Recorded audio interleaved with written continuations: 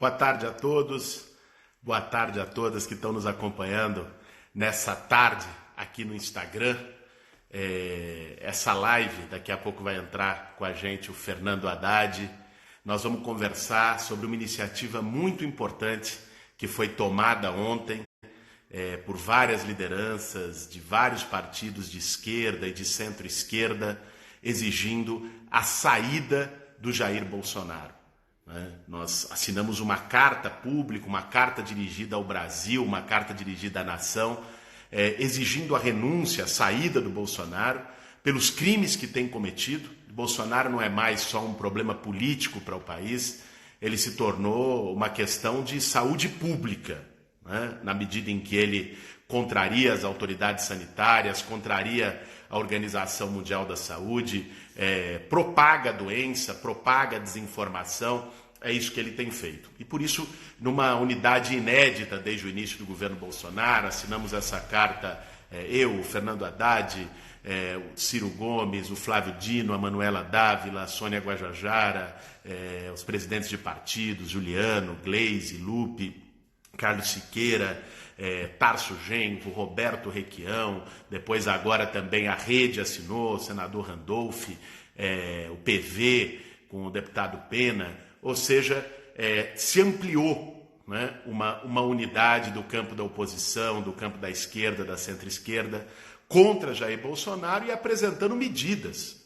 Para quem não leu a carta, ela está disponível para nós aí em todos, nas redes sociais, a íntegra dela, e ali tem também uma proposta, um conjunto de medidas para o povo brasileiro, de medidas de salvação para o povo, não de salvação para os bancos, medidas como estabilidade dos empregos, o pagamento imediato da renda básica, que já foi aprovada no Congresso Nacional, medidas como a suspensão da cobrança das contas de água, luz, gás, dos serviços básicos para a população mais pobre, para a população mais vulnerável. Ou seja, foi uma carta importante, um marco na unidade, porque nós não vamos derrotar o Bolsonaro sem unidade. Eu estou aqui já procurando, eu falei com o Haddad agora há pouco, tínhamos uma certa dificuldade técnica aqui para ajustar a entrada dele no ao vivo. Está aqui, já entrou. Vai dar certo, daqui a pouco o Haddad vai estar com a gente aqui. Só esperando, aguardando. Apareceu. Opa! Tudo bem, André? Sofri aqui um pouquinho, Guilherme. Mas voltando. É a primeira tarde, vez que eu faço. Tudo bem? Tudo bem, meu caro. Eu estava falando aqui, para quem está nos assistindo, sobre a carta que a gente assinou ontem, junto com várias outras lideranças nacionais, presidentes de partido, com o governador Flávio Dino, com ex-governadores, e a importância que isso tem para uma saída democrática para o país, para uma unidade da esquerda, para derrotar esse desgoverno que já virou problema de saúde pública. Eu queria que você falasse um pouco, Haddad, da carta, da iniciativa e da importância da luta contra o Bolsonaro hoje. Bom, Guilherme, primeiro te agradecer, porque, para quem não sabe, você foi um dos artífices dessa carta. Teve muita gente que trabalhou por ela, alguns presidentes de partido, Tarso Genro, ex-governadores, governadores, eu, você, para congregarmos todos em torno de um texto, o que não é simples hoje em dia, Você conseguir formalizar uma adesão de pessoas com tanta representatividade, de quem se espera tanto, um texto único, que expresse um sentimento. Agora, eu acho que é um chamamento, Guilherme, à responsabilidade de todos pelo que nós estamos vivendo. O país inteiro está mobilizado para combater a pandemia com o menor custo social e econômico possível, e o pivô da discórdia é o presidente da República. Ou seja, contrariando toda a orientação, não só dos organismos multilaterais, mas também da postura que os chefes de Estado vêm tendo ao longo dos últimos dias e semanas, é o único presidente, o único chefe de Estado que promove a desavença, que promove a discórdia, sabendo que tem um contingente expressivo da população brasileira que depende de ações do Estado brasileiro. Porque não vão poder ficar em casa esperando cair do céu um valor na sua conta bancária. Vão ter que contar com a sociedade mobilizada. E a insegurança que ele passa é de tal ordem que eu não sei o que pode acontecer daqui 15 ou 30 dias, entendeu? Com essas famílias. A gente tem um colchão de proteção que nos permite sobreviver algumas semanas. Mas a gente sabe que tem gente que é da mão para a boca. Né? Eles não têm condição de esperar o Bolsonaro aceitar a ciência, aceitar as recomendações sanitárias. Nós não temos tempo de educar o Bolsonaro para o Bolsonaro passar a exercer a presidência da República com responsabilidade.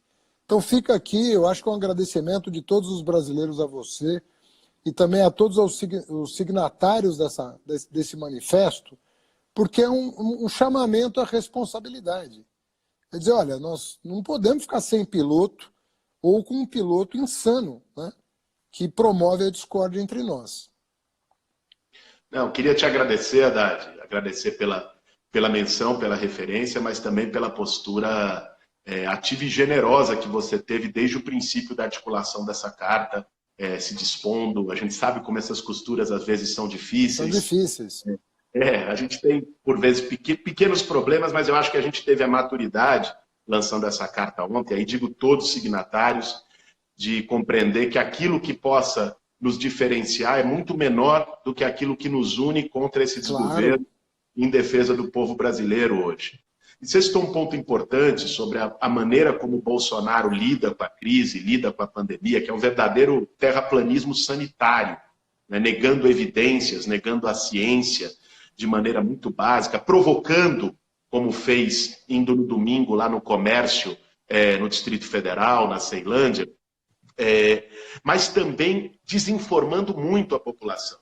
Né? Ele tem vendido uma ideia, e os seguidores dele, naquela milícia digital que a gente conhece muito bem e que nós fomos vítimas durante o processo eleitoral, você, sobretudo, no segundo turno, dizendo que ou as pessoas saem de casa mesmo com o risco da pandemia ou elas vão morrer de fome. E essa é uma falsa polêmica que, óbvio, sensibiliza muita gente, que, como você bem lembrou, são pessoas que trabalham de dia para comprar o jantar, que trabalham no Uber, que não tem nenhuma seguridade social, que trabalham no Rappi, que trabalham no comércio informal, reciclagem, o que quer que seja, e que não tem um colchão. Né? E essas pessoas ficam, óbvio, sensibilizadas com esse discurso, porque já as contas estão chegando, já começa a faltar comida na mesa, já começa a faltar leite da criança. E se a gente olhar o que estão fazendo os governos do mundo todo, indistintamente, governos inclusive de direita, governos que o Bolsonaro admira, tem referência, até idolatra, como o do Donald Trump, são pacotes de salvação do povo. Né? Pacotes de renda básica, o Estado pagando parte dos salários dos trabalhadores para evitar demissões, sobretudo nos setores mais afetados, a suspensão da cobrança de contas de água, luz, dos serviços básicos, a proibição de cortes, a proibição de despejos, são medidas que estão sendo tomadas em países nada bolivarianos, como a Alemanha, como a França, como o Reino Unido, como o próprio Estados Unidos. E aqui, a inação dele, porque ele deveria estar propondo medidas como essa, e não a suspensão de contrato de trabalho com ausência de salário por 4 meses que ele se dignou a propor, e além disso atrasar a implementação da renda básica, e aí ele joga com o desespero das pessoas, que foi o que ele fez muito no processo eleitoral, né, Haddad? Eu queria que você pudesse falar um pouco disso também, porque a gente vivenciou na pele, a gente buscou alertar a nação naquele processo também, e ninguém pode dizer que é exatamente uma surpresa que o Bolsonaro está fazendo, porque isso é o que ele é o que ele sempre foi, até antes das eleições, e tem jogado muito com medo, jogado com desespero, jogado com ódio, jogado com os piores sentimentos das pessoas numa crise tão grave, na maior pandemia do século XXI. Olha, Guilherme, ele é uma pessoa que ele cresceu na terra arrasada vendendo fantasia, vendendo ilusão e vendendo discórdia, né? ele, desde o primeiro momento que apareceu na vida pública, eu sempre falo que nem do baixo clero ele era. Porque se ele fosse do baixo clero, ele não teria tido 4 votos para a presidência da Câmara, como ele teve. O Severino Cavalcante era do baixo clero e foi eleito presidente da Câmara. O Bolsonaro era um pária no Congresso, como é um pária hoje no Concerto das Nações. Ele não é levado a sério pelo mundo.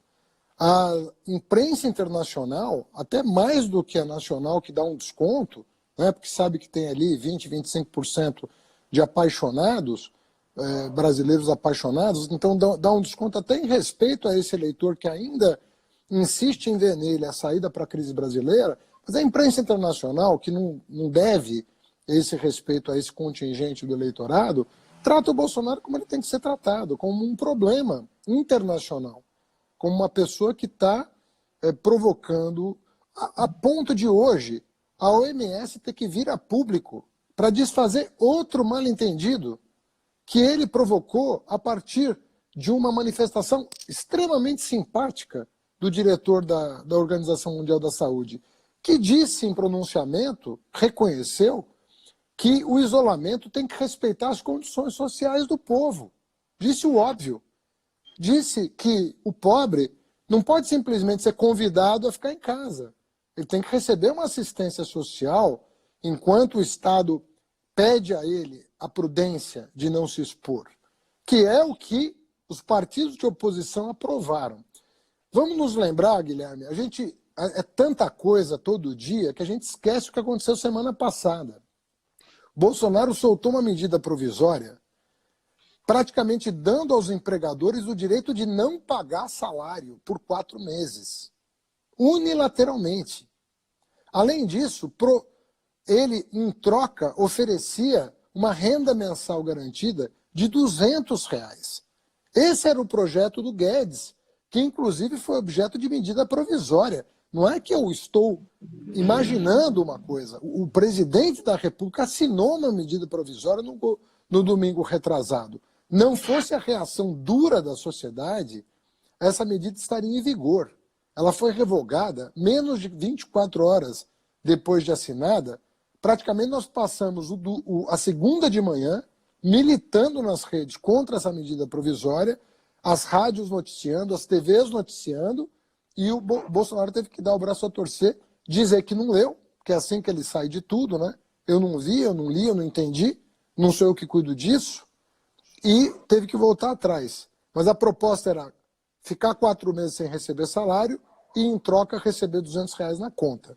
Nós não só conseguimos a revogação da medida provisória de próprio punho do presidente, como nós conseguimos aprovar de R$600 a R$1.200 de renda básica, dependendo da situação das famílias. Então, o que a sociedade precisa entender é o seguinte: não é uma situação simples, ninguém gostaria que o mundo e o Brasil estivéssemos vivendo essa situação, mas nós temos condições de enfrentar essa situação. Haverá perdas, óbvio que sim, já estão ocorrendo essas perdas, tanto do ponto de vista econômico quanto do ponto de vista de vidas humanas, que é o que mais interessa, mas nós temos condições de enfrentar isso e minorar esses prejuízos humanos e materiais que vão ocorrer. Nós temos condição de enfrentar com dignidade essa crise, levando a sério, respeitando os cientistas, os sanitaristas, investindo em ciência, investindo na produção de insumos básicos. Nós estamos com muitos profissionais da saúde contaminados por falta de insumos básicos. Isso é um problema que poderia estar sendo trabalhado 2, 3 meses atrás. A produção de luvas, de máscaras, de ventiladores, a expansão da nossa rede de UTIs, tudo isso já poderia estar sendo feito há muito tempo, porque nós somos a última parte do hemisfério que está sendo atingida pelo coronavírus. Ele saiu da Ásia, foi para a Europa, chegou na América do Norte, está chegando aqui, entre aspas, com atraso, porque começou do outro lado do mundo. Então, isso, entre aspas, é uma vantagem. Você pode tomar providências à luz da experiência e dos eventuais equívocos de outros líderes políticos. Mas nem isso se traduziu em vantagem para o Brasil, porque ele continua plantando a discórdia e a desinformação, como ele fez nas eleições, aliás, como ele fez a vida toda. Ele só não esconde que ele é um sujeito autoritário. Isso é a única coisa que ele faz questão de reafirmar. Mas o que ele pensa das coisas, a gente nunca sabe, porque ele está sempre jogando na confusão. E ele pode voltar atrás amanhã, sobre o que ele disse hoje, com a maior naturalidade. Isso passa insegurança numa guerra. Nós estamos numa guerra contra um inimigo invisível. Essa insegurança que ele passa é o que está trazendo até desequilíbrios emocionais para as pessoas. Porque uma coisa é quem tem casca grossa, está escolado, tem idade, tem saúde para enfrentar. Mas tem muito idoso, tem gente com vulnerabilidade de saúde, tem gente com vulnerabilidade econômica. Você não pode tratar as pessoas como inimigos políticos, como se você estivesse num ringue. Você não está num ringue na condição de presidente da República. Então, falta seriedade, falta compromisso, falta serenidade para quem está hoje ocupando a presidência. Não é fato, Haddad. Eu acho importante isso que você fala, também no sentido da gente combater um discurso. Ontem, quando saiu a nossa carta, inclusive, eu vi uma parte das reações, claro, de bolsonaristas à direita nas redes sociais, dizendo: vocês estão querendo politizar uma tragédia, vocês estão querendo fazer política no meio do caos. Quem está fazendo isso é justamente o Jair Bolsonaro. Claro. Né? Fazendo política e desfazendo as conclusões científicas, desfazendo as conclusões técnicas, sanitárias, até mesmo do seu ministro da Saúde. Que, convenhamos, não é propriamente um herói, um salvador da pátria, tem uma história política, inclusive, cheia de coisas duvidosas, mas é uma figura que, neste momento, optou simplesmente pelo consenso e por respeitar as normas de saúde pública. Só isso já bastou para ele se tornar inimigo do presidente da República e uma referência de voz sensata no governo federal, que é algo muito raro. Então, quando nós dizemos que o Bolsonaro não tem condição de enfrentar essa crise, que, aliás, isso vai causar ainda mais perdas humanas para o Brasil, ainda mais mortes, é justamente pela sua inconsequência, pela sua irresponsabilidade na maneira de conduzir, de informar, ou melhor, de desinformar a população. Né? E que vemos a saída dele como algo necessário. E, obviamente, o meio menos custoso ao país seria uma renúncia, ou mesmo a denúncia, a queixa-crime que foi feita pelo conjunto dos partidos da oposição ontem, que poderia gerar, se tivéssemos hoje um procurador-geral da República com isenção, uma denúncia também para retirá-lo do governo. Agora, eu queria mencionar uma outra coisa, Haddad. Hoje é dia 31 de março, é aniversário de 56 anos do golpe militar que inaugurou 21 anos sombrios de ditadura no nosso país, com mortes, com torturas, com censura, com perseguição política.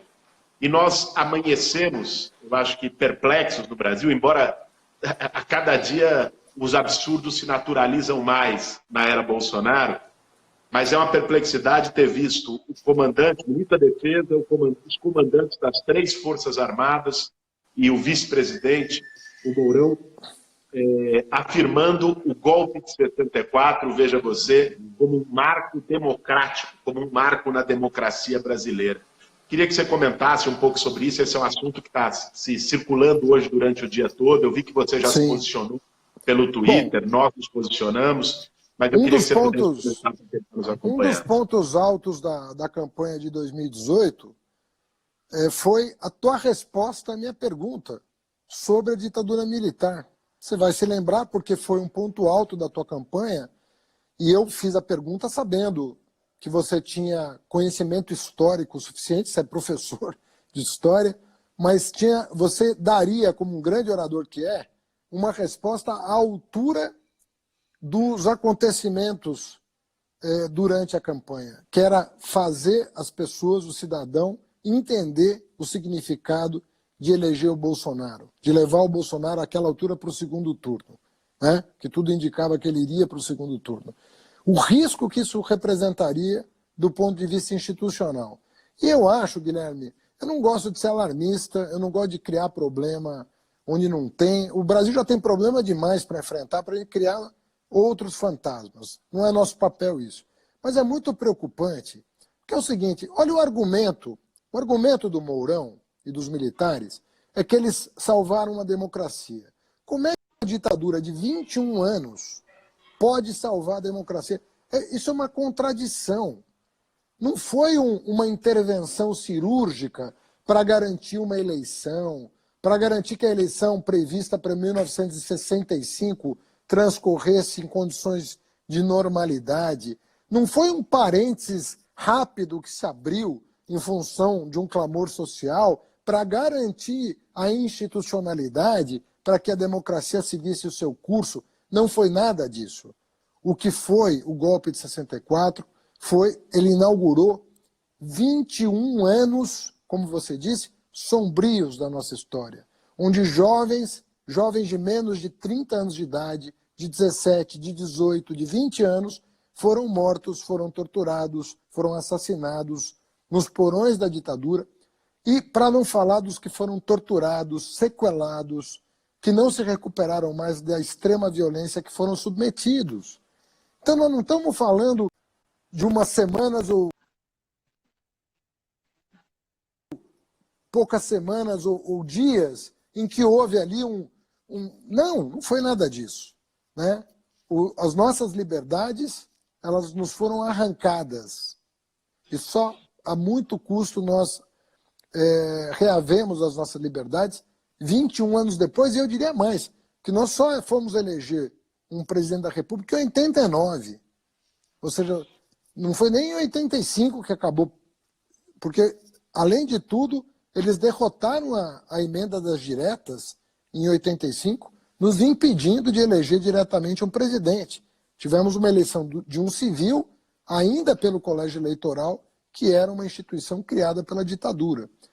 Ou seja, as pessoas precisam compreender, olha, a força ela não resolve em nada. Força você usa contra um inimigo externo, quando a sua soberania está ameaçada, quando você está sob o jugo de um invasor ou de um dominador que quer justamente te retirar a liberdade. Aí você usa a força, quando querem te tomar a liberdade. A força utilizada para suprimir a liberdade, com essa nós nunca poderemos concordar. Nem para subjugar um país vizinho, um país que faça fronteira com a gente, nem para subjugar um cidadão que tem que ser protegido contra o poder do Estado a todo custo, justamente para prevalecer as liberdades democráticas, as liberdades individuais. Então é muito triste um país, e nós somos o único caso na América Latina hoje que celebra um golpe de Estado. A Argentina sofreu um golpe em março de 76. Março de 76. O Chile sofreu um golpe em 73. Teve vários golpes de Estado. Nenhum país desses que sofreram com a intervenção americana no continente, porque tudo isso teve grande promoção dos Estados Unidos à época, né, que queriam um alinhamento incondicional dos países à sua política externa. Isso não tinha nada a ver com o interesse da soberania nacional, e muito menos com a soberania popular. Estudos e mais estudos demonstrando que 70% dos trabalhadores perderam com a ditadura militar. Perderam renda, perderam status social com a ditadura militar.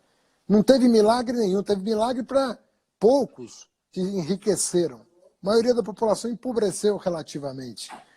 Então, precisa estudar a história, precisa entender a natureza da democracia. Não tem democracia, não existe democracia de direita ou de esquerda. Existe ditadura de direita e de esquerda, mas democracia é uma só.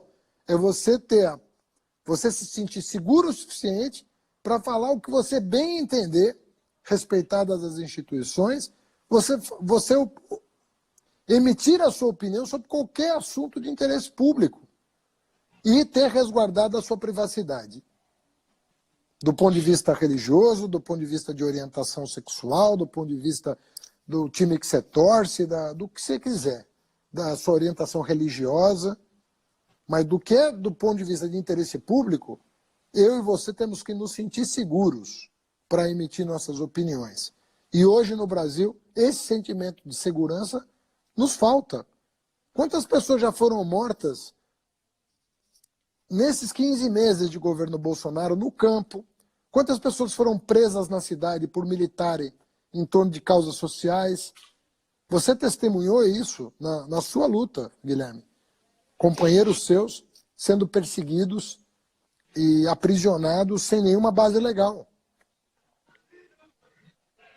Não é isso, Haddad. Eu acho que, inclusive, essa deterioração do ambiente democrático no Brasil também tem a sua história. Né? O Bolsonaro não é um raio em céu azul. Né? Se a gente for ver, você mencionou o período das diretas, da emenda Dante de Oliveira, a abertura que foi construída a partir do governo Geisel, no fim dos anos 70, depois com o Figueiredo. O Bolsonaro, ele representa um campo político, aliás, desde aquela época, que era o campo que era contra a abertura. Né? Os militares nunca tiveram uma única posição, existem posições políticas diferentes dentro das Forças Armadas, e a posição que prevalece nesse discurso de hoje, nessa ordem do dia de hoje, é a posição mais autoritária, mais atrasada, e também que não é nacionalista, vale dizer, porque nós tivemos setores militares ao longo da nossa história preocupados com o interesse nacional, coisa que essa turma não é entreguista, né? Se ajoelha aos interesses norte-americanos, ao Donald Trump, que é a política do Bolsonaro. Mas, lendo os livros de história, se a gente olhar no governo Geisel, tinha uma figura extremamente nefasta, que era o general Silvio Figueiredo, que era ministro do Exército no governo Geisel, que tentou dar um golpe dentro do golpe para tirar o Geisel contra a abertura, contra o relaxamento da censura, contra o relaxamento da perseguição política, contra a lei da anistia. E quem era o ajudante de ordens do Silvio Figueiredo naquela época, no fim dos 70, 77, 78, se não o general Augusto Heleno, na época capitão, e que hoje é o ministro do Bolsonaro, comandante do GSI. E o Bolsonaro, que era a raia miúda do Exército na época, já estava se organizando nesse mesmo time. É uma turma que nunca aceitou a abertura democrática, nunca aceitou as liberdades e que hoje, com o poder executivo na mão, tenta atentar contra essas liberdades e corroer o ambiente democrático. Eu tenho debatido muito com a nossa militância nos movimentos sociais, Haddad, que às vezes o pessoal acha, quando o Bolsonaro fala de AI-5, ou quando eles defendem o golpe militar, o pessoal acha que é só cortina de fumaça para esconder as questões econômicas. Eu não acho, não. É claro que o Bolsonaro sabe usar isso para desviar foco de debates, mas isso também é uma aproximação sucessiva, é uma técnica de você ir naturalizando e colocando no discurso público aquilo que antes era absurdo, que era impensável, que era bárbaro, e tornando isso cada vez mais aceito e cada vez mais natural pela própria opinião pública, por setores da imprensa, por setores da sociedade. E o Bolsonaro tem feito isso de forma sistemática, ele, os seus filhos, a sua trupe política no governo, e hoje é muito preocupante a gente ter amanhecido com isso, assinado não só por ele, mas por figuras relevantes da ativa nas Forças Armadas. Eu acho que é sempre, como diz o Bertolt Brecht, no seu poema, a cadela do fascismo está sempre no cio. Então, sempre é bom a gente ter alerta, atenção, sem alarmismo, como você disse. A oposição, nesse momento, criar problemas no Brasil é um monopólio do Bolsonaro. Ninguém se dá esse direito. A oposição tem que criar soluções e apresentar alternativas. Agora, Guilherme, eu queria te chamar a atenção, bom, obviamente que você já sabe disso, mas chamar a atenção de quem está nos assistindo para o que está acontecendo na Hungria. A Hungria está usando o coronavírus para aprovar medidas que dão poderes ditatoriais para o Orbán. E o Orbán é um dos mentores do Bolsonaro. Bolsonaro ama o Trump, mas ele admira o Orbán. Talvez ele tenha mais sintonia do ponto de vista político com o Orbán porque a Hungria não tem propriamente uma longa tradição democrática, do que com o Trump. Porque o Trump, mal ou bem, tem 200 anos ali de democracia para segurar. Né? Então ele não consegue ter os movimentos que ele gostaria, eventualmente, né, de reunir poderes ditatoriais. Isso nos Estados Unidos seria uma complicação enorme, não é uma coisa simples você acabar com 200 anos de tradição democrática. Né? Fundaram lá o presidencialismo, a República Federativa, uma série de instituições que depois foram copiadas mundo afora para dar estabilidade para os regimes. Na Hungria isso não existe em boa parte do mundo.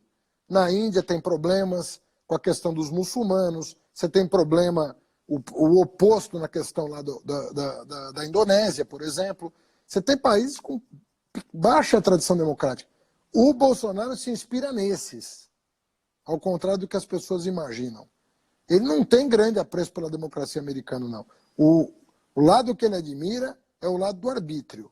Então nós temos que tomar muito cuidado. Ele mandou rascunhar um decreto sobre o estado de sítio, isso saiu veiculado na imprensa. De novo, sem alarmismo, a gente tem que reunir. Nós já conseguimos uma reunião importante, que foi reunir os progressistas em torno dos direitos sociais e de uma certa sanidade na condução dos assuntos nacionais, pedindo que ele se afaste, que ele se retire. Mas nós temos que fazer, e para além disso, porque há uma unidade em torno da democracia que também precisa estar muito bem colocada nos dias de hoje. Nós não podemos piscar o olho com o Bolsonaro. Ele não tem compromisso democrático, como, aliás, revelam as notas de hoje. Esse pessoal está celebrando 31 de março como se fosse um grande dia. Não foi um grande dia. Foi um dia que inaugurou 21 anos sombrios no país. Nós precisamos entender isso. Gente foi morta simplesmente por discordar do regime. Não é que matar em qualquer situação, matar alguém no Brasil é ilegal, desumano, cruel. Mas mataram gente por pensar diferente. Você ser morto porque pensa diferente, é isso a que submeteram uma parte da juventude brasileira a perseguições absurdas, né? Contra a liberdade de pensamento, de expressão. Juventude, não estão falando aqui de... Estão falando de jovens desarmados que estavam simplesmente nas universidades, nos sindicatos, defendendo outro ponto de vista, defendendo o fim daquele regime. Então, a gente tem que ter cuidado com o Bolsonaro. Ele é uma pessoa insana, uma pessoa com desequilíbrios evidentes, problemas psicológicos de longa data, né? E que chegou à presidência da República. Então nós vamos cuidar do nosso país. E cuidar do nosso país é se prevenir contra ele. É isso. Eu queria, para a gente encerrar, Haddad, colocar um último ponto, que são, na verdade, os nossos próximos passos. A gente deu um passo importante, conjunto, coletivo, de lideranças da esquerda, da oposição, ontem, e agora teve aliás, uma ampliação. A Rede e o PV também assinaram aí o nosso documento, assinaram a nossa... Que importante, estou sabendo por você, feliz da vida então, aqui. Se consolidou aí entre ontem e hoje, o Randolph pela Rede e o Pena, deputado presidente do PV, nos procuraram para dizer que estão assinando também e tal. Excelente notícia.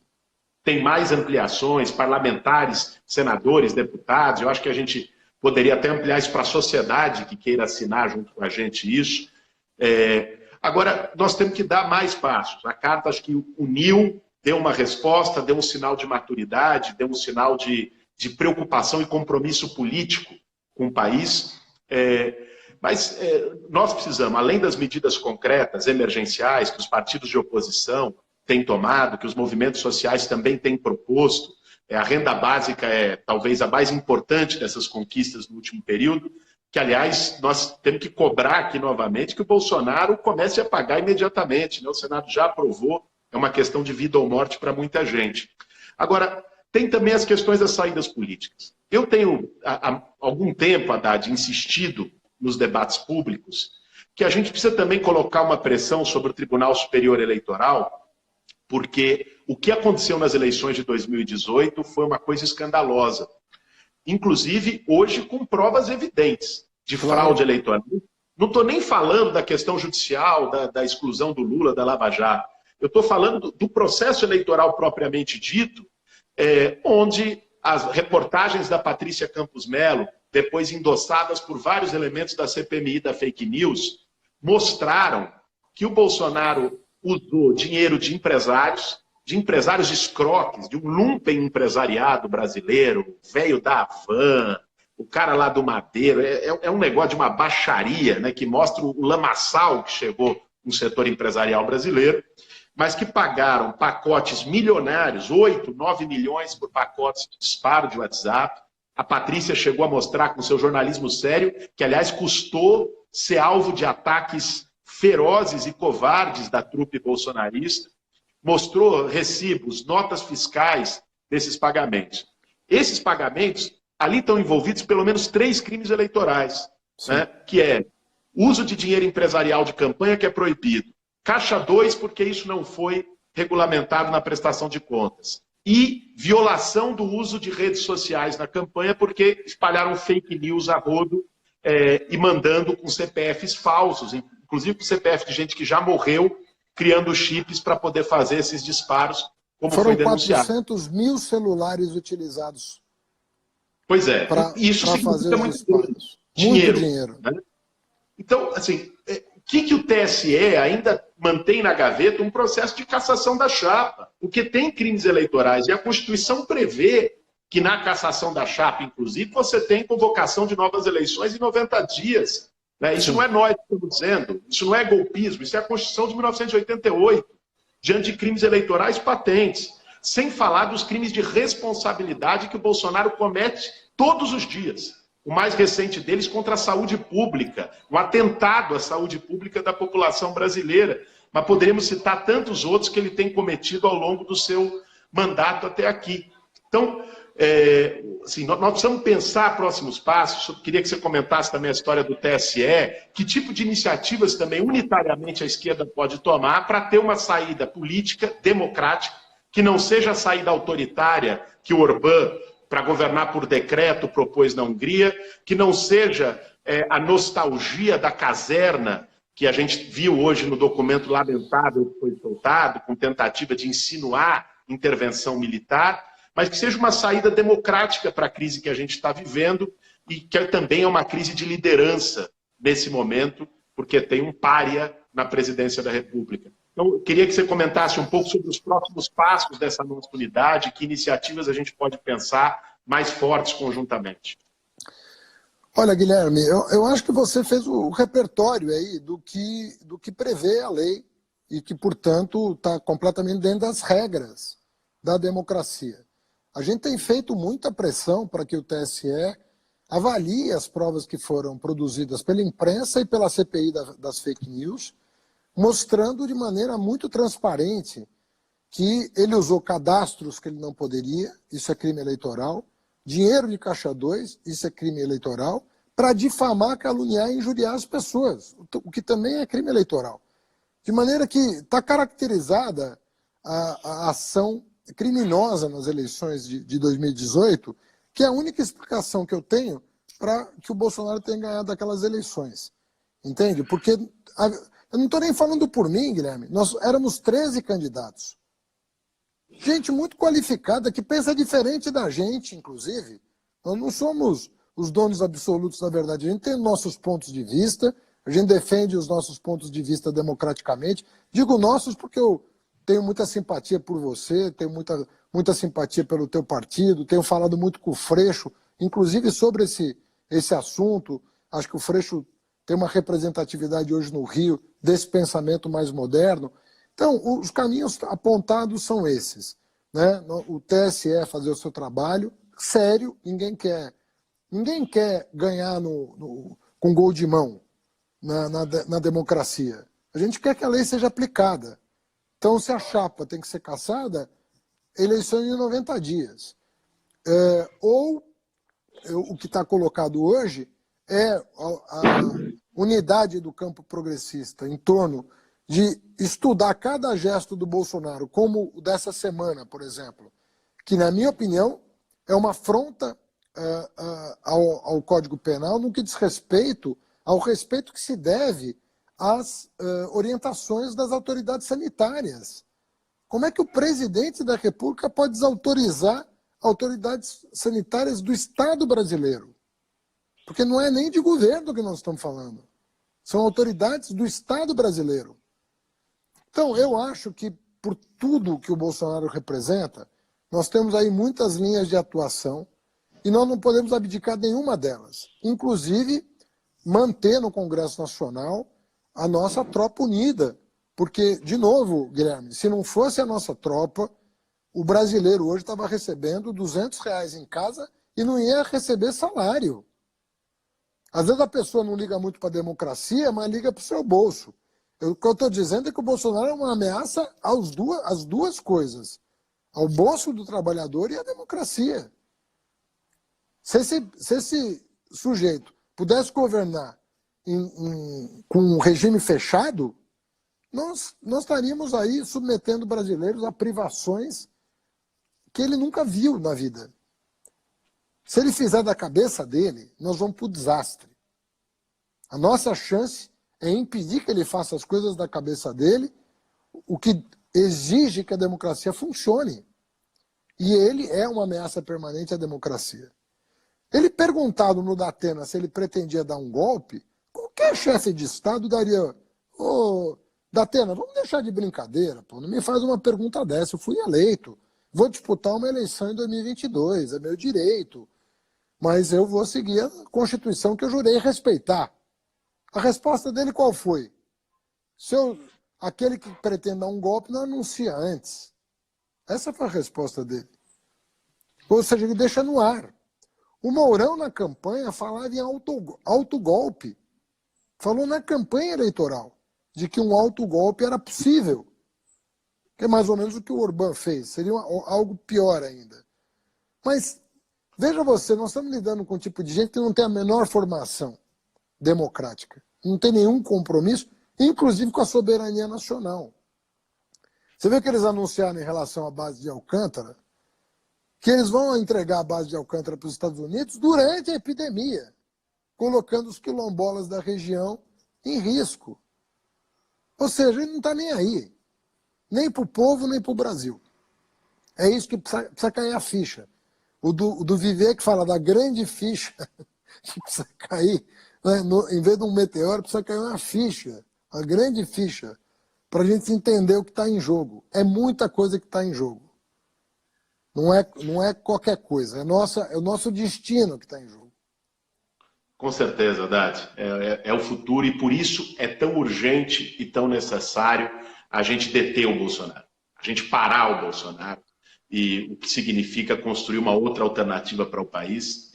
Eu não tenho a menor dúvida que isso só vai se dar com muita unidade, unidade da esquerda, unidade da oposição, unidade dos setores democráticos, unidade dos setores da sociedade civil, que também estão preocupados com o que acontece no nosso país, com esses riscos à democracia e com os ataques aos direitos sociais. A gente deu um passo importante ontem, acho que temos que seguir dando novos passos, até porque essa pandemia coloca o Brasil e o mundo numa encruzilhada. Né? Assim, não vai voltar ao normal anterior. Tem um antes do coronavírus e um pós-coronavírus. O próprio modo de vida, o nosso modo de vida está em questão. Nós precisamos repensar o nosso modo de vida. Por que nós estamos vivendo mal, Guilherme? Com tanto dinheiro, tanta tecnologia, por que nossos irmãos aí estão vivendo mal, estão passando fome, estão passando privação? Para que isso? Em nome do quê as pessoas estão sofrendo tanto? Eu acho que quando tem uma tragédia, Haddad, a sociedade tem a oportunidade de se olhar no espelho, de olhar para si mesmo, para os seus rumos. E é o que, de algum modo, está acontecendo agora. Isso pode ser aproveitado para o bem ou para o mal. É isso. Né? O exemplo do Orbán, nós tivemos no Brasil, inclusive, pandemias no século XIX que foram aproveitadas. A febre amarela no Rio de Janeiro foi aproveitada para fazer uma higienização e segregação e jogar os pobres para as periferias. Sim. Agora, nesse momento, nós temos uma oportunidade que eu acredito que é única, de fazer essa reflexão que você pontuou. Quer dizer, como é que pode o lucro estar acima da vida numa sociedade como a nossa? Como é que pode a gente ter chegado a um nível tal de individualismo, de falta de empatia, de cada um por si, né? E que a gente precisa agora talvez retomar o convívio social e a organização política da nossa sociedade através do princípio da solidariedade, que tem sido muito falada, palavra que tem sido muito falada nessa crise, tem tido exemplos práticos, concretos, de gente que tem buscado ajudar os mais vulneráveis, que são sempre muito louváveis, mas também como modelo de sociedade, né? Porque até 3 semanas atrás, você falar em gasto público e investimento público era motivo para excomunhão. Hoje, os mesmos governantes que só sabiam falar em corte estão fazendo pacotes bilionários de investimento público. O papel do Estado, como um Estado solidário, distributivo, e não só preocupado com pagar juro para banqueiro e fazer equilíbrio fiscal, esse próprio papel também foi colocado em xeque com a pandemia. A importância de ter sistemas universais de saúde pública, de ter o princípio da solidariedade, da cooperação acima da lucratividade das grandes empresas, quer dizer, de salvar as pessoas, usar os recursos da sociedade e do Estado para salvar as pessoas, não para salvar os bancos. Eu acho que esse debate talvez possa abrir também novas oportunidades e novos caminhos para a gente. Com isso, eu me despeço, deixo aí a você fazer as considerações finais desse nosso ao vivo e reforçando o agradecimento por você ter aceito o convite quando eu te procurei ontem para a gente Sempre um bater prazer, Guilherme. E para levar um pouco adiante a repercussão da carta que a gente conseguiu soltar ontem. O que eu digo para quem está nos ouvindo aí, são muitas pessoas aí, pelo que eu estou vendo no teu contador aí,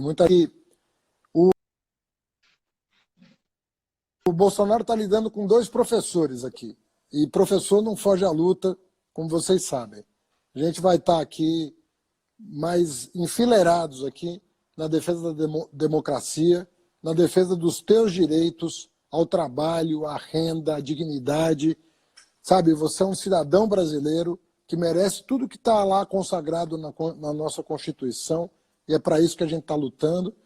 De maneira que eu estou muito animado desde ontem com essa unidade preliminar. É um começo de trabalho, né? Não vamos aqui também ficar eufóricos, é um começo de uma jornada, mas uma jornada que precisa recolocar o país no trilho da democracia e do desenvolvimento. Nós precisamos repensar nosso modo de vida. Isso para mim está claro. O Estado é uma peça fundamental.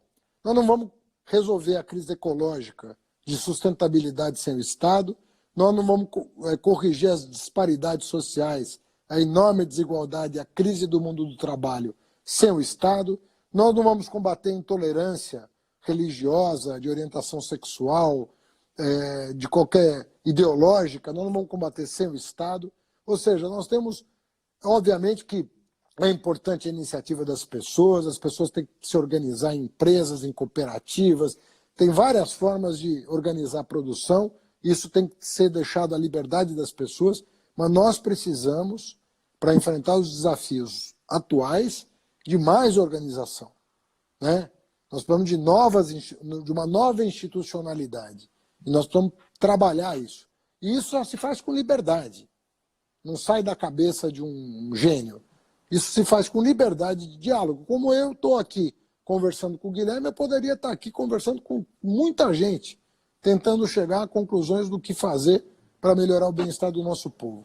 Então, Guilherme, sempre que você estiver disponível aí em quarentena, dá uma ligada aqui, a gente conversa para trocar ideia sobre o Brasil e para informar, né, o que a gente está pensando, engajar as pessoas.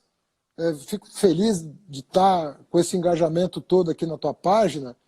São milhares de pessoas que estão nos assistindo e vão refletir sobre o que a gente está falando, vão interagir conosco, vão nos mandar mensagens, sugestões, críticas, recomendações. Nós vamos sair maiores desse diálogo, certamente. Prazer muito te ouvir, Guilherme. Sempre. Valeu, Haddad. Grande abraço para você, meu irmão. Abraço para todo mundo que nos assistiu e até a próxima. Até.